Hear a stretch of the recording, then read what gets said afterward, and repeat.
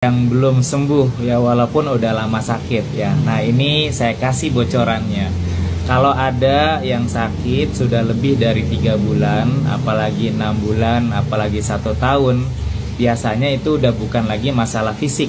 Ya, biasanya kalau cuma masalah fisik, tubuh kita itu jago banget untuk ngobatin dirinya sendiri ya, karena dia punya mekanisme self healing ya, pengobatan dirinya sendiri.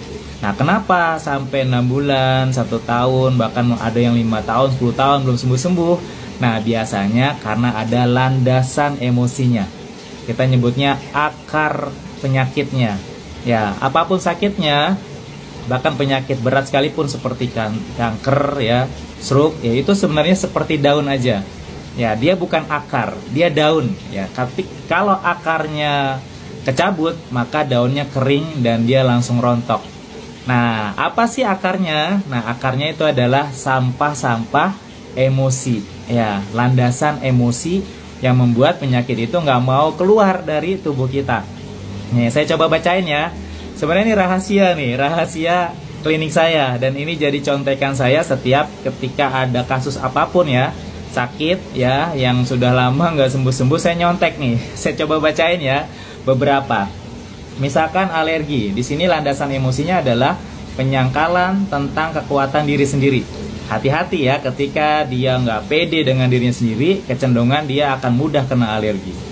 Apa nih yang selanjutnya? Asam urat misalkan ya, dia tidak terima kenyataan, ya nggak suka orang lain sukses, apalagi kalau dia hobinya ngomongin orang, wah itu asam uratnya bisa tinggi sekali. Asma, ketidakmampuan mengekspresikan kesedihan, perasaan tertekan, sehingga paru-parunya juga dia menjadi lebih kecil, sehingga asmanya lebih muncul ya, lebih mudah muncul dan gak gampang sembuh. Apalagi nih ada autis ya, autis ini memendam emosi ya, gangguan kesehatan pada ibu selama hamil. Jadi ketika lagi hamil hati-hati ya, nggak boleh memendam emosi, anaknya bisa cenderung kena autis. Autoimun, tidak mampu melepas dendam masa lalu ya, nauzubillah min dzalik ya, mukanya hati-hati ya ketika merespon permasalahan hidup kita. Banyak nih ya, coba saya bacakan lagi. Diabetes ya, perasaan tidak puas, kesedihan yang mendalam, keinginan besar untuk mengontrol, tidak sabaran, maka dia pankreasnya rusak ya, gula darahnya nggak keluar banyak dari tubuhnya, lebih banyak yang masuk, akhirnya kena diabetes. GERD ya, takut, perasaan tidak puas pada diri sendiri, kesedihan, kecemasan, dan kebencian. Hati-hati nih diuji dengan GERD ketika ada landasan emosi yang seperti itu. Ginjal bocor ya, akibat kekecewaan, perasaan gagal, rasa malu yang ditekan. Nah, itu hati-hati kena penyakit ginjal. Haid tidak teratur ya, pasti hormonal, itu juga disebabkan oleh stres ya, tidak bisa merespon dengan positif ketika dapat ujian dari orang sekitar. Apalagi nih, banyak nih ya, insomnia ya, penolakan akan proses hidup ya, perasaan bersalah dan takut. Nah, ini hati-hati, jadi nggak bisa tidur ya. Jantung, nih jantung, stroke, sama nih landasan emosinya mirip-mirip, yaitu perasaan kesepian. Makanya nggak boleh ngerasa kesepian ya, walaupun lagi masalah dengan pasangan hidup, yakin kita ditemenin Allah ya, nggak boleh kesepian, karena nanti pengaruhnya ke sakit jantung sama stroke ya. Kolesterol tinggi ya, ini disebabkan apa ya, ini tidak bisa menahan amarah ya, terlalu meluapkan amarah, jadi itu juga nggak bagus juga. Ditahan nggak boleh ya, dilepaskan juga keberlebihan juga nggak boleh. Ini yang seringnya kanker atau tumor, nah itu adalah rasa kesel, rasa dendam ya, rasa marah yang ditahan dan dari dia kecil, remaja, dewasa, pernah dizolimin, dia tetap kesel dengan keadaan itu. Nah, itu hati-hati, dia bisa mengakar, akhirnya jadi muncul kanker atau tumor. Prostat, perasaan bersalah secara seksual. Nah, ini hati-hati ya, udah berumah tangga, nggak boleh ya. Kalaupun belum ideal, nah, tetap bersyukur ya. Ya, sambil minta sama Allah ya, pasangannya rela ya untuk melayani, karena minimal kalau buat laki-laki seminggu 2 kali ya, biar nggak prostat ya.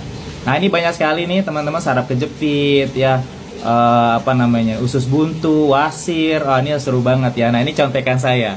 Dan teman-teman semua, kalau kita pahami ini, insya Allah ketika kita dikasih ujian sakit yang nggak lama yang udah lama nggak sembuh-sembuh, sebenarnya tugas kita bukan hanya ngobatin fisiknya ya, tapi ngobatin secara emosionalnya.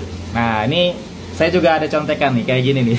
Ini setiap penyakit kita bikin ini kalau di Warung Sehat ya, untuk kesuburan, untuk GERD, untuk diabetes. Nah, ini kita coba memang memaksimalkan cara pengobatan, bukan hanya ngobatin fisik, tapi yang paling utama adalah akar masalahnya. Nah, teman-teman, kita ngajak teman-teman semua nih, kita adain seminar khusus ya, buat teman-teman memahami konsep ini, sekaligus ada terapinya, ada treatmentnya. Ya, harapannya ketika ikutan seminar ini, teman-teman bisa merilis, ya, melepaskan, mengikhlaskan, ya, membuang sampah-sampah emosi yang ada di diri kita. Nah, dengan itu akar masalahnya keangkat ya, ibaratnya seperti pohon ya, tadi saya bilang ya, penyakit itu cuma daun. Ya, ketika akarnya kita cabut, maka daunnya akan cepat kering. Ketika daunnya kering, dia akan langsung rontok ya dari tubuh kita. Ya, tiba-tiba alhamdulillah misalkan ya, yang insomnia bisa tidur pulas, yang kena kanker selnya langsung hilang atau bahkan mati gitu ya. Karena bagi Allah mudah banget ya. Wa iza faritu fahuwa yasfin. Bagi Allah mudah untuk yang ngasih sakit ke kita, dan Allah ngobatin penyakit kita asal akar masalahnya selesai.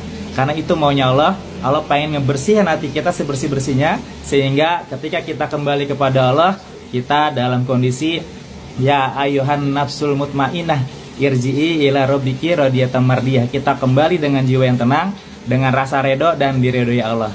Ya, barakallah, saya tunggu ya teman-teman, ayo ikutan seminar yang setiap bulan kita adain. Daftarnya gimana? Ikutan aja grup WA Sehat dengan Asmaul Husna. Tinggal klik di link bio ya, klik di situ ada grup WA Sehat dengan Asmaul Husna. Nanti informasi kegiatannya ada di grup WA tersebut. Barakallah, semangat terus ya, sehat terus buat teman-teman semua. Assalamualaikum warahmatullahi wabarakatuh. Kamu atau ada keluarga kamu yang